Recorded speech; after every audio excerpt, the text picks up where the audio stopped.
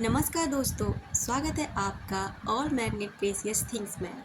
आज का जो हमारा टॉपिक है ना, बात है कि कर्म का फल कैसे मिलता है और किस तरह आता है। इस कहानी के माध्यम से आज हम उसे जानने की कोशिश करेंगे। लेकिन हाँ, एक बात और आपसे कहना चाहूँगी कि अगर इस टाइप के वीडियोस आपके सामने आते हैं ना, तो प्लीज़ या तो उन्हें ओपन ही ना किया करें, और अगर ओपन किया करें तो प्लीज़ पूरा सुनने की कोशिश किया करें, क्योंकि ये वीडियो जो आपके सामने आते हैं ना, ये यूं ही नहीं आते।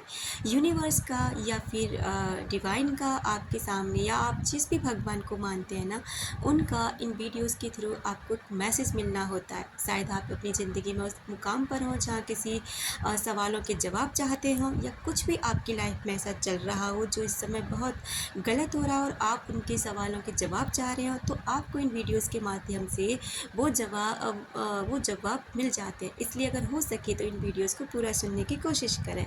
चलिए बात करते हैं अपने मेन टॉपिक पर। बात है कि हमारे कर्मांश हमें कभी माफ़ नहीं करते, यानी कि हम जो देते हैं ना वो हमें मिलता है, जो हम सोचते हैं वो हमारे साथ होता है, और जो करते हैं ना वही हमारे पास लौट कर आ जाता है। यानी कि हम जो दूसरों को भेज रहे हैं, दूसरों के लिए सोच रहे हैं, दूसरों के लिए बोल रहे हैं, वही हमारे लिए आता है। जैसे कि अभी के सिस्टर कहती हैं शिवानी जी कि वो गिफ्ट आप किसी को ना दें जो आपको अगर वही गिफ्ट मिले तो कैसा लगेगा।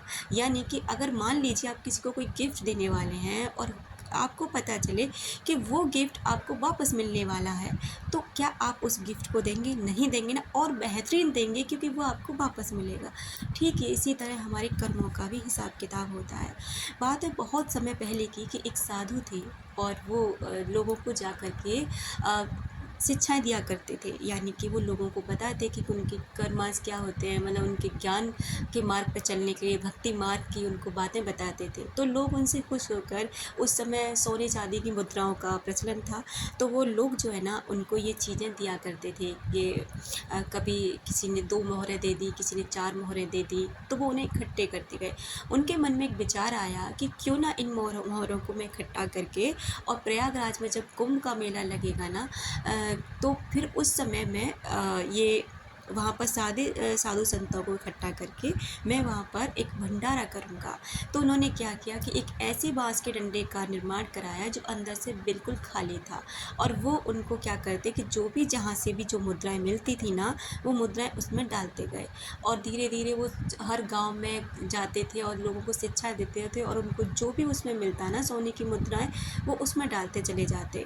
जब उनका वो डंडा भर गया ना, तो फिर उन्होंने सोचा, और वो समय भी नज़दीक आ गया था, ये प्रयागराज का जो उसका कुंभ का टाइम था ना, वो भी समय आ गया, तो वो वहाँ उसकी तरफ चल दी। चलते चलते रास्ते में क्या हुआ कि एक गांव में जाकर उन्हें अंधेरा हो जाता है, और अंधेरा हो जाने के बाद वो उस गांव में रुक जाते हैं। वहाँ के कुछ लोगों से पूछते हैं कि हमें आज रात को यहीं रुकना है, तो किसी सज्जन का घर हमें बता दीजिए। तो वो कहते हैं कि एक यहाँ पर बहुत ही सज्जन रहते हैं, वो लोगों की बहुत ज़्यादा सेवा करते हैं, तो हम आपको उन्हीं के घर छोड़ आते हैं। तो वो उनको रात में छोड़ आते हैं। तो साधु महाराज की बहुत ज़्यादा सेवा अवगत की जाती है, और जब उनकी सेवा अवगत की जाती है ना, तो जब वो जो सेठ था उनके पैर दबा रहा था, उस समय अचानक से उनके डंडे पर उसकी नज़र पड़ती है। वो सोचता है कि डंडा तो बहुत अजीब लगता है। तो क्या होता है कि जैसे ही वो साधु सो जाते हैं, तो वो उस डंडे को कहता है कि अब उस डंडे को उठा के लाओ अपनी पत्नी से, कि उस डंडे को उठा कर लेके आओ कि वो डंडे में आखिर है सा है क्या। वो डंडे को उठा के लाती है, देखती है कि उसमें अंदर सोने की मोहरें भरी पड़ी हैं। तो उनके मन में लालच आ जाता है। वो कहते हैं कि इतने सोने के असरफियों का ये क्या करेंगे। वो क्या करते हैं कि वो सारी सोने की मोहरों को निकाल लेते हैं, और उसके अंदर उतना ही बैठ के कंकड़ पत्थर भर देते हैं, और उस डंडे को ठीक उसी तरह बंद कर देते हैं जैसे वो डंडा पहले से बंद था। अब साधु महाराज वहाँ से सुबह अपना विदा लेकर चले जाते हैं। फिर वहाँ पर वो पहुँचते हैं कि आज हमें यहाँ भंडारा करना है। अखाड़े के संत महाराज आए हुए होते हैं, तो उनमें वो क्या करते हैं कि एक अनाउंसमेंट कर देते हैं कि आप आज हम अपनी तरफ से सभी को भंडारा खिलाना चाहते हैं। तो उन्होंने कहा कि ठीक है महाराज, पहले पैसे दीजिए। तो उन्होंने क्या कहा कि नहीं, पैसे मैं दे दूँगा, मेरे पास हैं, लेकिन आप पहले इंतज़ाम कर लीजिए सारा, और पैसे मैं आपको दे दूँगा।